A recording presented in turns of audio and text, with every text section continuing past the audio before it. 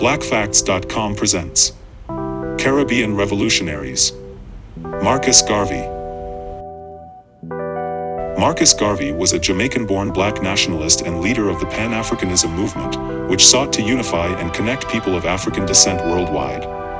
Marcus Mosiah Garvey was born on August 17, 1887 in St. Anne's Bay, Jamaica to Marcus Garvey Sr. and Sarah Jane Richards. Garvey attended school in Jamaica until he was 14. He later said he first experienced racism in grade school in Jamaica, primarily from white teachers. While working in the print shop, Garvey became involved in the labor union for print tradesmen in Kingston. This work would set the stage for his activism later in life. Garvey attended the University of London's Birkbeck College, where he studied law and philosophy. He also worked for a Pan-Africanism newspaper and led debates at Speaker's Corner in Hyde Park, London, a famous spot in the city for public discourse, even today. It was during this time that he started the Universal Negro Improvement Association.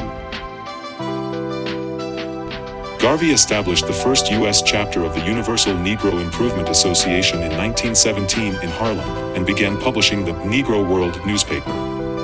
By 1919, he and his associates set up the shipping company Black Star Line under the auspices of the Universal Negro Improvement Association, which by then had grown to include more than 4 million members. While in New York, he authored the Declaration of Rights of the Negro Peoples of the World, which was ratified at the convention of the Universal Negro Improvement Association at Madison Square Garden in 1920.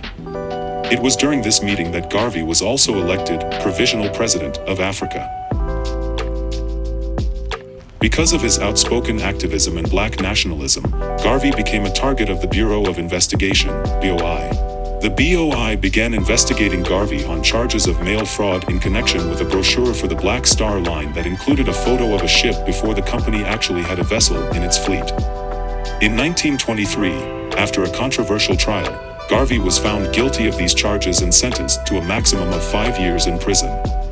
He began serving his sentence at Atlanta Prison in 1925. It's from there that he authored his famous paper, First Message to the Negroes of the World from Atlanta Prison.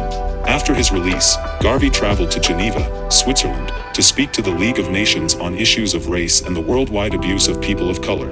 In 1935, Garvey returned to London where he lived and worked until his death. Marcus Garvey died on June 10, 1940 from complications brought on by 2 strokes.